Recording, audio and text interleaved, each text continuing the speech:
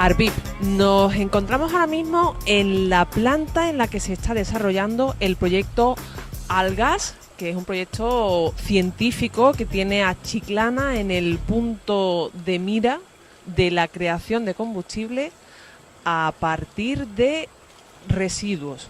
Ahora viene cuando tú, que eres el responsable del proyecto, nos cuentas y nos explicas en qué consiste esto exactamente para que lo entienda cualquier persona que nos esté viendo. Bueno, básicamente el objetivo del proyecto Olgas es intentar transformar las aguas residuales en energía, en biometano en este caso, de forma tanto económicamente como técnicamente viable. Con lo cual lo que hacemos en este proyecto es cultivar microalgas reutilizando los nutrientes que están contenidos en el agua residual, ¿vale? Con lo cual tratamos el agua residual, eliminamos los contaminantes y esos contaminantes los absorben las microalgas, los usan como nutrientes para crecer y multiplicarse de forma muy rápida. Sí, nosotros nos encontramos, para que la gente se sitúe en casa, estamos al ladito justo de la depuradora de Chiclana, de la EDAR El Torno. De hecho, la instalación de la EDAR El Torno es la instalación que permite al proyecto Algas desarrollarse, pues claro, que es la parte de la creación de las algas y demás, que sobre todo ahora nos lo explica. Estamos junto a la EDAR en la planta. Y cuéntanos más o menos por fase. Este sitio en el que nos encontramos ahora sería la primera fase, el que tenemos detrás nuestra, este tanque de agua. Cuéntanos, ¿qué es lo que ocurre en este lugar? Bueno, básicamente lo que tenemos aquí es un sistema que se llama Raceway, que son sistemas de cultivo de microalgas o tratamiento de aguas residuales. Y básicamente lo que hacemos es alimentar el agua residual, metemos agua residual ligeramente pretratada, le quitamos lo más gordo, le quitamos los bastoncillos de las orejas que solemos tirar en el váter, le quitamos las toallitas, le quitamos lo más gordo y mandamos el agua residual aquí. El agua residual tiene carbono, nitrógeno y fósforo, que son los contaminantes que la ley nos obliga a eliminar de las aguas residuales. Y bueno, simplemente con la agitación crecen de forma natural las algas, las microalgas, porque estos son microorganismos muy pequeños, de tamaño muy pequeño, que utilizan esos nutrientes y la radiación solar. Son microorganismos fotosintéticos, son como las plantas que tenemos en casa, y por lo tanto usan la radiación y esos nutrientes para crecer de forma muy rápida, y producen oxígeno, ¿vale? Ese oxígeno, en este caso, como lo que queremos también es, además de producir energía, queremos tratar el agua residual, ese oxígeno que producen las microalgas, que son plantas parecidas a las plantas superiores, lo utilizan las bacterias. Entonces hay una especie de simbiosis entre las microalgas y las bacterias, que lo que producen una lo asimilan las otras, y lo que producen una lo asimilan las otras. Vale. Y por ir ubicándonos también en casa, vamos a ver, ese caño de agua que sale de ahí es el agua residual. Por lo que tú me acabas de explicar ahora en cuanto a lo que hemos eliminado de esas aguas residuales, estaríamos hablando de la fase de pretratamiento de la zona de la EDA. Efectivamente. ¿Has visto lo que aprendí yo aquel día? Te has quedado muerto. Se puede dar un punto a Jesús y yo los dos, y la gente en su casa. Sí. Vale, entonces el agua viene pretratada y en este tanque va dando, por lo que veo, ¿no? Va haciendo como círculos, ¿no? Echamos un circuito. Es un carrusel. De hecho, el Raceway más o menos significa carrusel. Entonces lo que hacemos es pues tener las algas y el agua un tiempo determinado dentro de este reactor. Pero siempre trabajamos en continuo, es decir, metemos agua y sacamos agua.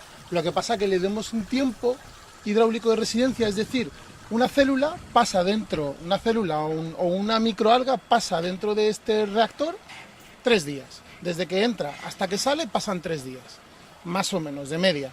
Como al ser un sistema fotosintético, pues bueno, si hay más radiación funciona un poco mejor, y si hay menos, pues funciona un poquito peor, con lo cual le hace falta más tiempo. ¿Y las algas en qué momento nacen? ¿En qué momento se cultivan? Claro, las algas no nacen. Las algas crecen de forma natural. Nosotros normalmente le llamamos un bloom natural.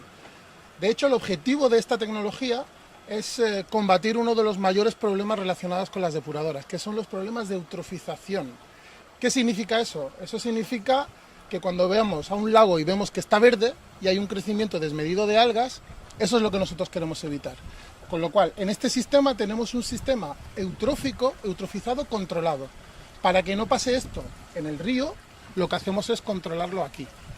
¿Cómo se evita que no pase en el río? Pues evitando verter nitrógeno y fósforo al medio receptor.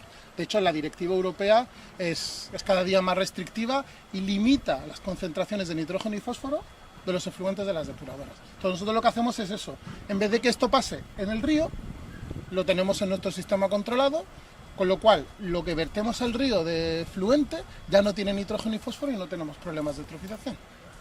Y una vez el agua está aquí durante más o menos los 3 días que nos has contado, ¿a dónde va? ¿Cuál es el siguiente paso de este ciclo de producción de combustible, de biogás? Bueno, el siguiente paso es separar. Al final lo que tenemos aquí es un líquido muy diluido. O sea, la concentración de microorganismos, de bichos, algas y bacterias que tenemos dentro de este sistema es muy bajita. Estamos hablando de 0,5 gramos por litro. Si cogemos un litro de agua y le echamos 0,5 gramos de azúcar, pues eso es lo que tendríamos ahí. Con lo cual, una de las etapas de hecho más críticas en esta tecnología es la separación. Es decir, separar la biomasa, los bichos, del agua. Y nosotros lo hacemos en un sistema de flotación por aire disuelto, que es un poquito diferente a lo que se hace en la depuradora convencional. En la depuradora convencional, como habéis visto con Jesús Barragán, creo, se hace mediante decantación. ¿Vale? Se manda un depósito muy grande donde se deja sedimentar y se separa la parte sólida por la parte de abajo y la parte líquida por la parte de arriba. Con estos sistemas, esta tecnología la probamos al principio del proyecto y no es viable para esta tecnología. Por eso usamos un sistema de flotación por aire disuelto, que es un sistema que también se utiliza mucho en depuradoras, para el espesamiento de los fangos. Lo que pasa que en este caso lo hemos mejorado y rediseñado para el tratamiento de este tipo de biomasas, ¿no? De mezcla entre microalgas y bacterias. Y básicamente el concepto es contrario al de la sedimentación. En este caso flotamos, metemos aire presurizado en la mitad del reactor y lo que hacemos es flotar la biomasa.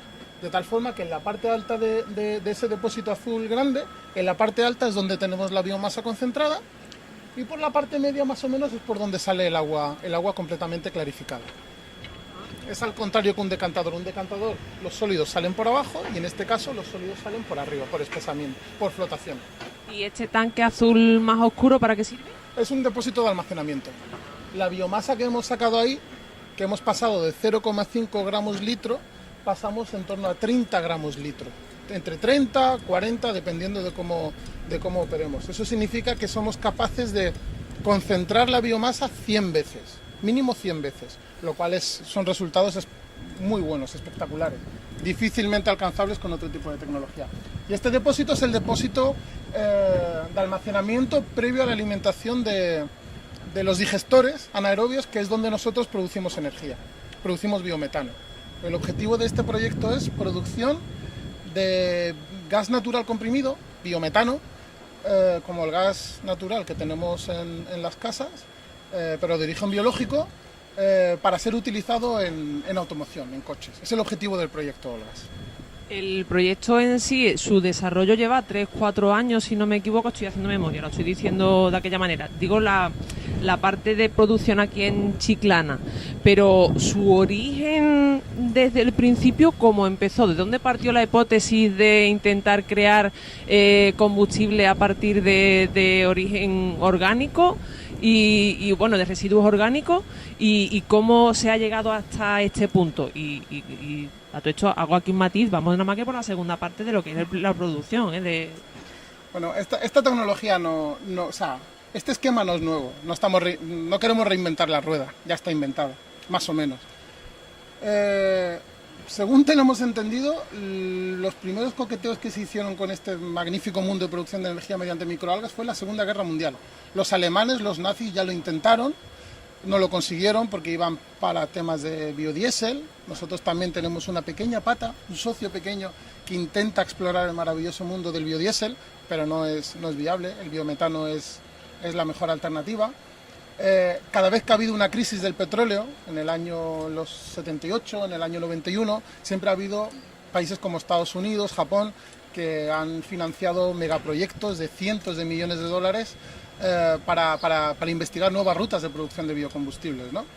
Y en estos dos grandes países pues también hicieron muchísimo trabajo para producción de energía mediante microalgas. Lo que pasa es que nosotros le hemos dado una vuelta de tuerca porque ellos generalmente, los proyectos anteriores que lo hicieron bien en algunos aspectos, siempre buscaban el producir solo algas, y ese era el problema.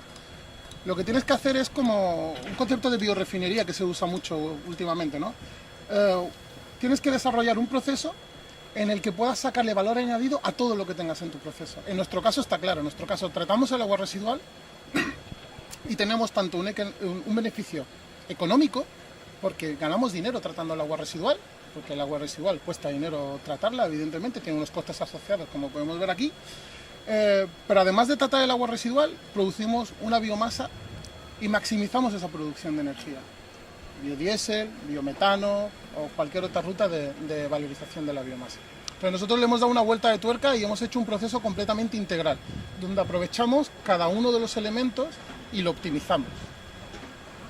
¿Y en qué momento vamos, si quieres, caminando hacia la tercera fase? Sí. Bueno, no obstante, me gustaría saber, tenemos aquí el tanque azul, el tanque y todo esto de aquí, ¿para qué sirve? Toda esta zona de aquí. ¿Esto qué son? ¿Motores, reactores? Bueno, ¿vamos a salir volando? No. Básicamente esto ya sería la biomasa almacenada. ¿Sí? Se mandaba en un inicio a unos reactores anaerobios, unos fermentadores que tenemos justo ahí, que fueron el inicio de los primeros trabajos a escala relativamente grande que hicimos de digestión anaerobia de algas, que son los que están ahí atrás, chiquititos.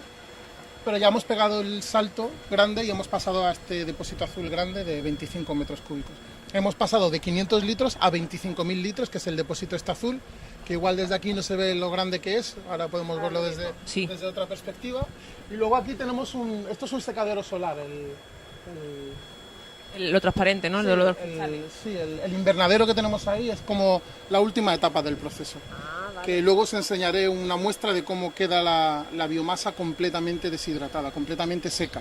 Vale. Que eso tiene otra aplicación, que no lo contemplaba este proyecto, pero hemos desarrollado otros proyectos en esta depuradora. El Olgas es nuestro proyecto estrella, pero hemos desarrollado otros muchísimos más proyectos de financiación nacional, y uno de ellos era el proyecto Regenera, que era la valorización de esa biomasa, de ese residuo después de la digestión, como biofertilizante.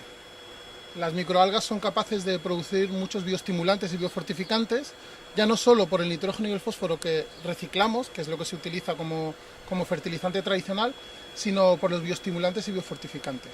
Con lo cual eso es otra pata más que hace que nuestro proceso sea aún más rentable y sea pues medioambientalmente más sostenible, ¿no? Porque al final nuestro objetivo es tener un proceso de vertido cero.